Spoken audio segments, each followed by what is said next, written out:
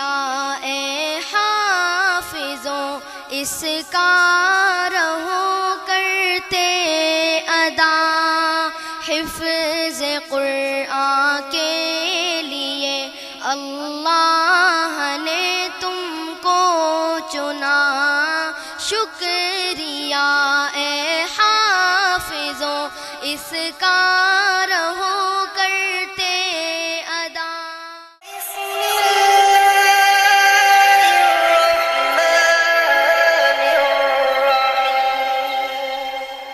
سنا ہے عمر نے کلام خدا،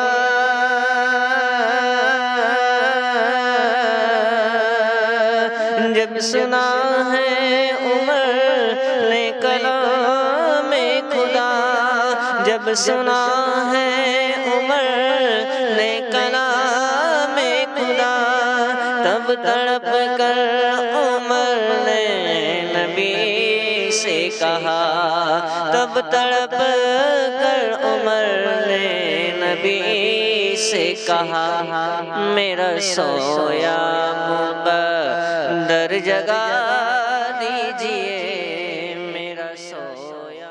شکریہ اے حافظ محمد انس مراد نگر سے تعلق رکھتے ہیں، ان کے لیے اچھا جی محمد اسلم، انہوں نے ایک ایک جوڑی کپڑے اور ایک بچے کو 50-50 روپے بھی دیے ہیں، اللہ تعالیٰ ان کے دینے کو قبول فرمائے۔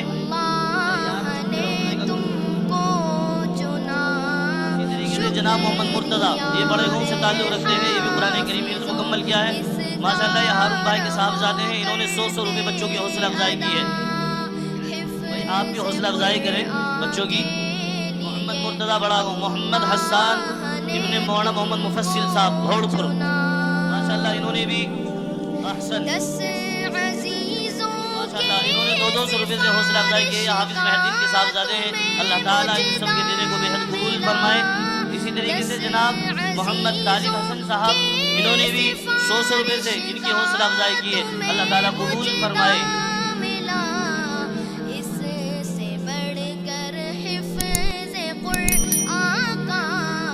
ماشاءاللہ محمد مرتضیٰ، یہ بڑے گاؤں سے تعلق رکھتے ہیں، انہوں کے آزاد ان کے بھائی نے 2100 روپے، اور شہزاد انہوں نے بھی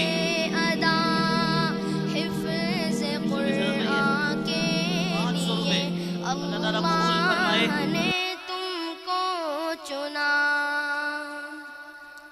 ابو امی کو تو اللہ تاج کل پہنائے گا، ابو امی کو تو اللہ تاج کل پہنائے گا، جس کے آگے چاند سورج کو گرن لگ جائے گا، جس کے آگے چاند سورج کو گرن لگ جائے گا، شرط بس یہ ہے نہ ہو قول و عمل میں فاصلہ، شرط ہے نہ ہو قول و عمل میں فاصلہ، حفظ قرآن کے لیے اللہ نے تم کو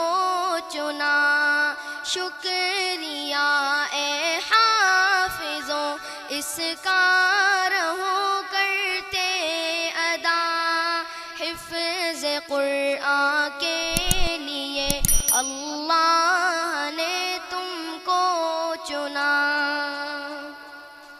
حفظ قرآن کے الفاظ تم نے اب کر دیے، حفظ قرآن کے الفاظ تم نے اب کر دیے، نعمتوں سے دامن تم نے اپنے اب سب بھر لیے، نعمتوں سے دامن تم نے اپنے ہر دم بھر لیے، اب عمل کی موتیاں چننے کا آیا مرحلہ، اب عمل کی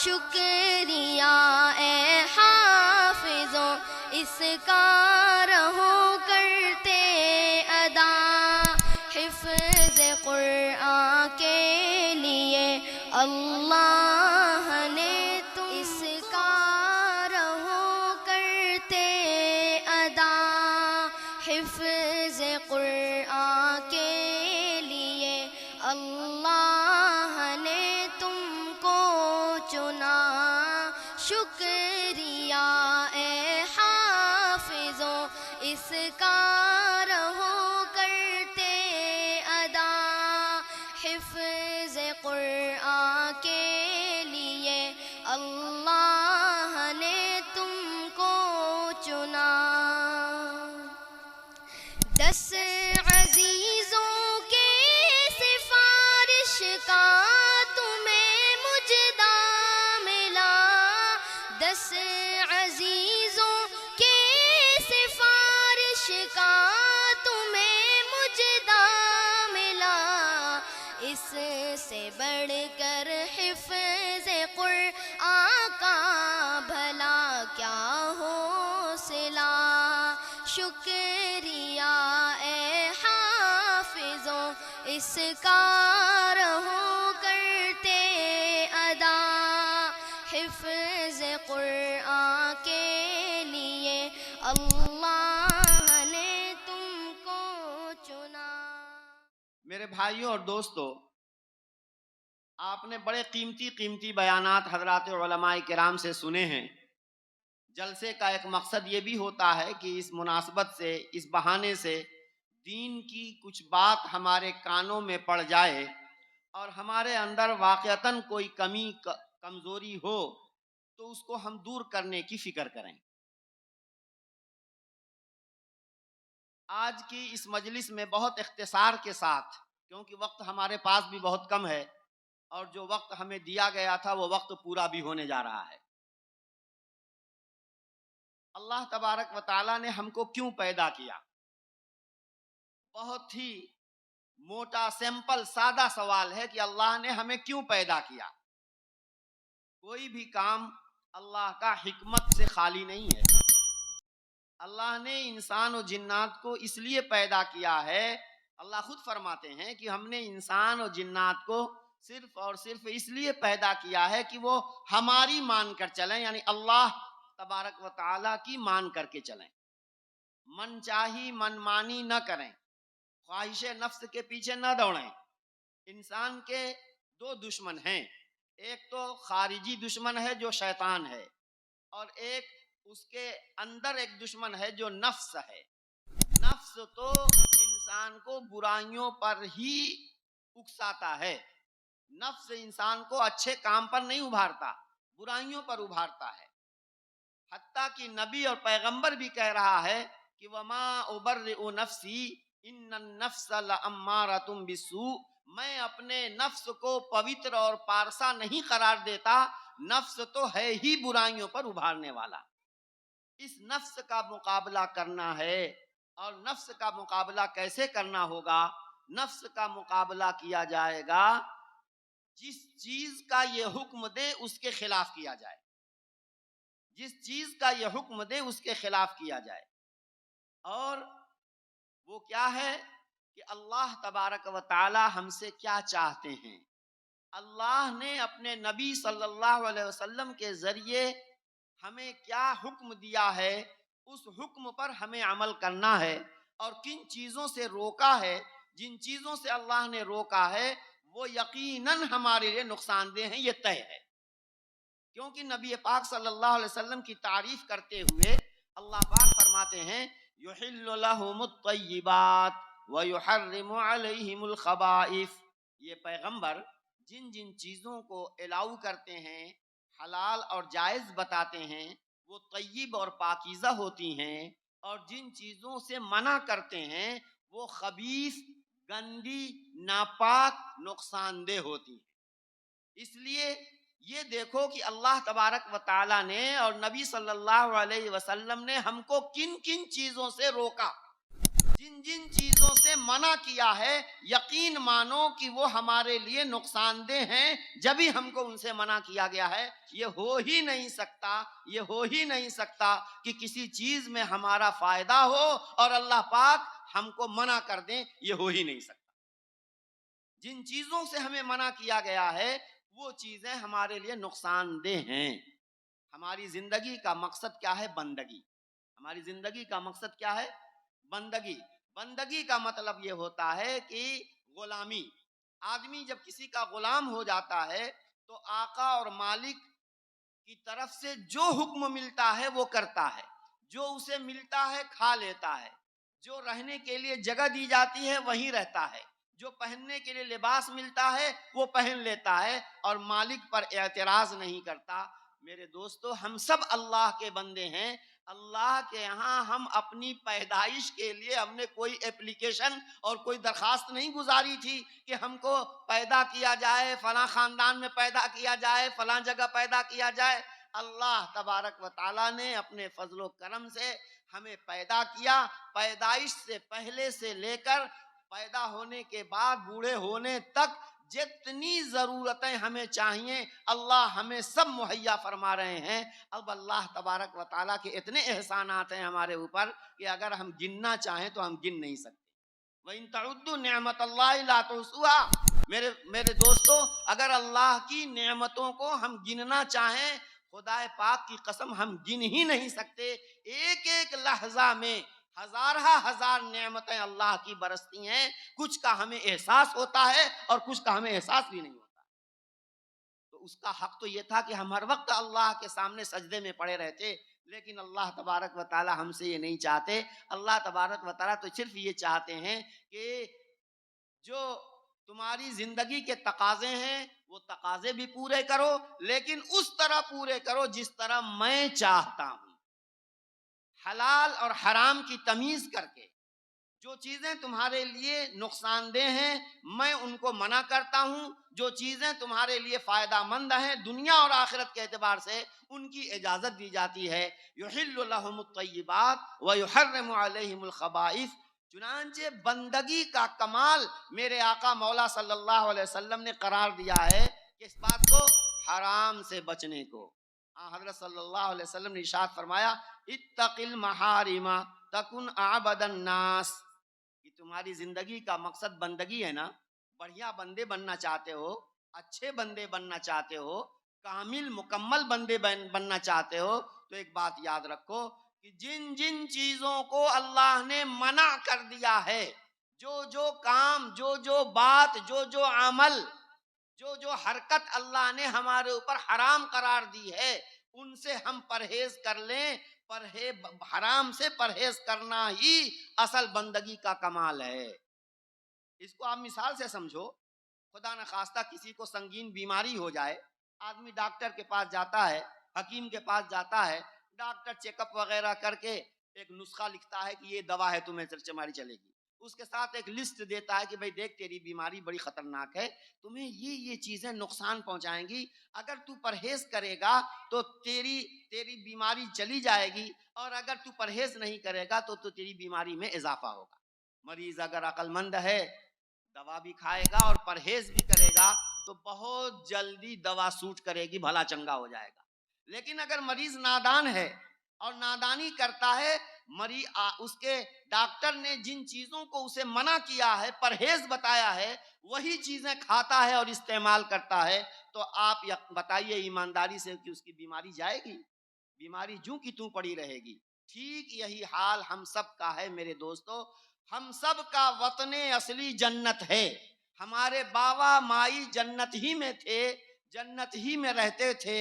اللہ تبارک و تعالی نے ان کو اس دنیا میں بھیجا، جس کی وجہ جن کے نتیجے میں ہم سب کی پیدائش ہوئی ہے۔ اللہ نے ہم کو ایک مشن پر بھیجا ہے، اس مشن کو انجام دے کر ہمیں اپنے وطن اصلی جنت جانا ہے۔ اب اگر ہم یہاں مشن میں کامیاب ہوئے تو ٹھیک ہے، ناکام ہو گئے، جس کام کے لیے آئے تھے اس کام میں نہ لگ کر کے دوسرے کام میں اگر ہم لگ گئے اور جن جن چیزوں سے اللہ نے منع کیا ہے ان سب کو کرنے لگے تو یقین مانو کہ ہمارا وطن اصلی میں لوٹنا نہیں ہو پائے گا۔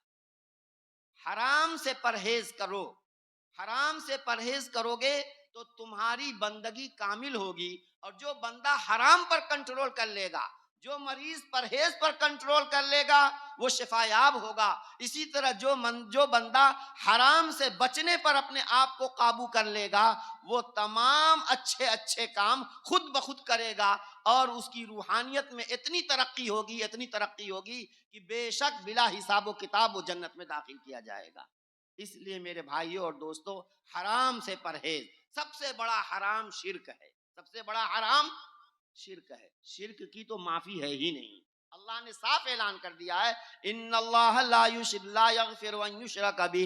اللہ اس بات کو تو معاف نہیں کریں گے کہ اس کے ساتھ کسی کو شریک کیا جائے. کھائے کسی کا، کھائے اللہ کا، گائے جو ہے کنکر شنکر پتھر کا، تو کتنی بڑی بے وفائی ہے اللہ کے ساتھ. اللہ تبارک و تعالی شرک کو معاف نہیں کریں گے. اس کے علاوہ بھی بڑے بڑے گناہ ہیں میرے دوستو. ماں باپ کی نافرمانی بہت بڑا گناہ ہے. جھوٹ بولنا گناہ کبیرہ ہے. غیبت کرنا، کسی کے پیٹھ پیچھے برائی کرنا گناہ کبیرہ ہے. اور یہ اتنا بڑا گناہ کبیرہ ہے کہ باقاعدہ مرے ہوئے بھائی کا، مردار بھائی کا گوشت کھانے کے برابر اس کو ایسی گھناؤنی تشبیہ دی گئی ہے قرآن کریم میں اللہ تبارک و تعالیٰ نے. لیکن ہم لوگ ہیں کہ پیٹھ پیچھے لوگوں کی برائیاں جب تک نہیں کرتے ہیں، ہمارا کھانا ہی نہیں پچتا ہے، ہمارا کھانا ہی نہیں ہضم ہوتا ہے. اچھے اچھے لوگ غیبت کے مرض میں مبتلا ہوتے ہیں. تو میرے دوستو، بڑے بڑے جو گناہ ہیں، شرک ہے، جھوٹ بولنا ہے، والدین کی نافرمانی ہے، غیبت کرنا ہے، اور زنا ہے، اور زنا کے پہنچانے والے جو اسباب ہیں، یہ سب چیزیں ان سے بچنا ضروری ہے. اور اسی طریقے سے حرام کھانا، سود کھانا، جوا کھیلنا، اور اسی طریقے سے اور بھی کسی کا مال ناحق دبا لینا، کسی کی زمین ہڑپ لینا، کسی کا مال چوری کر لینا، یہ سب بڑے بڑے گناہ ہیں. ان گناہوں سے اگر ہم پرہیز کریں گے، یہ ہماری انسانیت کے لیے نقصان دہ ہیں. اگر آدمی حرام سے پرہیز کر لے گا تو یقین مانو کہ تمام نیکیاں جو نماز، روزہ، حج، زکوٰۃ، ان کا بھی فائدہ اسی وقت ہوگا جب آدمی حرام سے پرہیز کرے. اور آدمی اگر حرام کاری میں مبتلا ہو، حرام کام میں مبتلا ہو، تو اس کی نیکیوں کا کوئی فائدہ نہیں ہوگا. اس لیے نبی پاک صلی اللہ علیہ وسلم نے ارشاد فرمایا کہ بھائی اتق المحارم، حرام چیزوں سے بچ جاؤ تو تمہاری بندگی میں کمال پیدا ہو جائے گا. سب سے اچھے بندے اگر بننا چاہتے ہو تو حرام سے پرہیز کر لو. اللہ سبحانہ و تعالیٰ سے دعا کریں اور آج کی اس مجلس میں عہد کریں کہ آج سے ہم کوئی حرام کام نہیں کریں گے، کیونکہ حرام کام کرنے کا مطلب یہ ہوتا ہے کہ نیکی کر دریا میں ڈال. ہم نماز بھی پڑھ رہے ہیں اور خدا نخواستہ جھوٹ بھی بولتے ہیں، غیبتیں بھی کرتے ہیں، بدنظری بھی کرتے ہیں، یا اور بھی کوئی گناہ ہم سے ہوتا ہے، تو ہماری نماز کا کوئی فائدہ نہیں ہوگا. ہم قرآن کی تلاوت کرتے ہیں، دوسری طرف گناہوں میں مبتلا ہوتے ہیں. اپنے آپ کو گناہوں سے اگر ہم بچا لیں میرے دوستو تو تھوڑی نیکی بھی بڑا اثر کرے گی، بڑا اثر کرے گی. آپ حضرات نے اللہ کا شکر ادا کیجئے کہ یہ مدرسہ ہے جو ہمارے بچوں کو دین کی تعلیم دیتا ہے، قرآن کریم کی تعلیم دیتا ہے، اچھے انسان بناتا ہے. یہ ان مدرسوں ہی کا فیض اور کرم ہے. اللہ ہمارے ان بزرگوں کی قبروں کو نور سے بھر دے جنہوں نے عام مسلمانوں کے روپے 2 روپے چندوں پر چلنے والے ان مدرسوں کی بنیاد ڈالی ہے کہ آج یہ معصوم بچے، ان کے دلوں میں اللہ نے قرآن محفوظ کر دیا ہے. دین اسلام کے بنیادی تعلیمات اور احکامات کو ہمارے بچے سیکھتے ہیں، جس کی بنیاد پر ایک مسلمان کیسا ہونا چاہیے اس کا ہمیں علم ہوتا ہے. اگر یہ مدرسے نہ ہوتے تو ہمارے ملک سے کب کا دین رخصت ہو گیا ہوتا، ایمان رخصت ہو گیا ہوتا. اللہ کا فیض کرم ہے، فضل ہے. ہمیں ان مدرسوں کی قدر کرنی چاہیے. اپنی اولاد کو مدرسوں میں داخل کرو، پہلے اسے مسلمان بناؤ، دین اسلام کے موٹے موٹے احکام مسائل اسے سکھاؤ. بعد میں اسے کہیں بھی ڈالو گے، یونیورسٹی اور عصری تعلیم گاہوں میں وہ جائے گا، مسلمان رہے گا، اور انشاءاللہ دنیا کی کوئی طاقت جو ہے اس پر اثر انداز نہیں ہوگی. اس لیے ارتداد اور مسلمانوں کو ان کے دین سے پھیرنے کی طرح طرح کی سازشیں ہو رہی ہیں. اس کو سمجھنے کی ضرورت ہے. جس قدر ہمارا رشتہ ان مدرسوں سے مضبوط ہوگا اسی قدر ہمارے گھروں میں ایمان کا نور ہوگا، اور جس قدر ہمارا رشتہ ان مدرسوں سے کمزور ہوگا اسی قدر ہم نور ایمان سے محروم ہوتے چلے جائیں گے. اللہ سبحانہ و تعالیٰ آپ کے مدرسے کو دن دونی رات چوگنی ترقی عطا فرمائے، اور جو کچھ آپ نے مدرسے کے ساتھ محبت کا معاملہ کیا ہے اللہ دونوں جہان میں بہترین بدلہ عطا فرمائے. آمین. بس میں اسی پر اپنی بات ختم کرتا ہوں. وآخر دعوانا الحمدللہ رب العالمین. میں حضرت والے کی اجازت. الحمدللہ رب العالمین. نسألك موجبات رحمتك وعزائم مغفرتك والغنیمة من كل بر والسلامة من كل إثم. اللهم لا تدع لنا ذنبا إلا غفرته ولا هما إلا فرجته ولا دينا إلا قضيته ولا مريضا إلا شفيته ولا حاجة من حوائج الدنيا والآخرة هي لك رضا إلا قضيتها ويسرتها يا أرحم الراحمين. اے اللہ، ہم گناہگار ہیں، خطا کار ہیں، مجرم ہیں، لیکن آپ کے حبیب کی امت ہیں. اے مالک، اس نسبت کی لاج رکھ کر ہم سب کی مغفرت فرما دیجئے. مولا مغفرت فرما دیجئے ہماری، ہمارے ماں باپ کی، ہمارے گھر خاندان کنبے سے جو اس دنیا سے چلے گئے آپ کے جوار رحمت میں پہنچ گئے. اے اللہ ان سب کی مغفرت فرما دیجئے. اے مالک، جن کی مغفرت آپ نے کر دی ان کے درجے بلند فرما دیجئے. اے اللہ اس مدرسے کو کی قبولیت میں اضافہ فرما. اے اللہ اس مدرسے کو دن دونی رات چوگنی ترقی نصیب فرما. جو لوگ اس مدرسے سے محبت کرتے ہیں، مدرسے کا تعاون کرتے ہیں، اے اللہ دونوں جہان میں ان کو بہترین بدلہ عطا فرما. اے اللہ دونوں جہان میں ان کو بہترین بدلہ عطا فرما. ان کی جان، مال، عزت، آبرو میں برکت فرما. اے اللہ ان کے کھیت کھلیانوں میں برکت عطا فرما. اے اللہ ان کی ملازمتوں میں برکت عطا فرما. اے اللہ ان کے کاروباروں میں، دکانوں میں برکت عطا فرما. اے اللہ ہر خیر سے سب کو مالا مال فرما. ہر قسم کے شر، فتنے، آفت، بلا، مصیبت، بیماری سے اے اللہ سب کی حفاظت فرما. اے اللہ جو اساتذہ ملازمین اس مدرسے کی خدمت کر رہے ہیں یا جتنے بھی مدرسین جہاں کہیں بھی دین، علم دین کی خدمت کر رہے ہیں، اے اللہ ان کی ضروریات کا غیب سے انتظام فرما. اے اللہ انہیں دل جمعی اور سکون نصیب فرما. اے اللہ ان کی خدمات کو قبول فرما. اے اللہ اتنا بڑا مجمع آپ کے سامنے ہاتھ پھیلائے ہوئے ہیں، ان میں سفید بال والے بوڑھے ہیں، معصوم بچے بھی ہیں. اے اللہ ان بوڑھوں اور معصوموں کی لاج رکھ کر ہم سب کی مغفرت فرما دیجئے. اے اللہ جو بیمار ہیں انہیں شفا عطا فرما، جو مقروض ہیں ان کو قرضوں سے خلاصی نصیب فرما، جن کی اولاد غیر ملکوں میں ملازمت کے لیے یا معاش کے لیے سفر پہ ہے اور دوسرے پردیس میں ہے، اے اللہ وہاں ان کی حفاظت فرما، ان کی کمائیوں میں برکت فرما. اے اللہ جن گھروں میں نوجوان لڑکے لڑکیاں غیر شادی شدہ پڑے ہوئے ہیں اور والدین ان کے رشتوں کو لے کر فکر مند ہیں، اے مالک اچھے مناسب جوڑے عطا فرما کر شادیوں سے فراغت عطا فرما. جو شادی شدہ ہیں انہیں نیک صالح اولاد عطا فرما. جو صاحب اولاد ہیں ان کی اولاد کو ماں باپ کی آنکھوں کی ٹھنڈک بنا. اے اللہ جو ہم نے مانگا، اے اللہ بھائی فیضی بیمار ہیں اور بھی لوگ بیمار ہیں، اے اللہ ان تمام مریضوں کو شفا کاملہ عطا فرما. اے اللہ شفا کاملہ عطا فرما. شفا آپ کے ہاتھ میں ہے. اے قادر مطلق ان اٹھے ہوئے ہاتھوں کی لاج رکھ کر مریضوں کو شفا کاملہ عطا فرما دیجئے. اے اللہ تیرے بندے بہت سے ہمارے بڑوں سے دعاؤں کے لیے حسن ظن کی بنیاد پر کہتے ہیں. اے مالک آپ سب کی حاجتیں جانتے ہیں، سب کی جائز حاجات پوری فرما دیجئے. جو کسی بھی طرح کی پریشانی میں مبتلا ہو مولا اس کی پریشانی کو دور فرما دیجئے. ربنا آتنا فی الدنیا حسنہ وفی الآخرۃ حسنہ وقنا عذاب النار. ربنا هب لنا من ازواجنا وذریاتنا قرۃ اعین واجعلنا للمتقین اماما. وصلی اللہ تعالی علی خیر خلقہ محمد وآلہ وصحبہ اجمعین برحمتک یا ارحم الراحمین.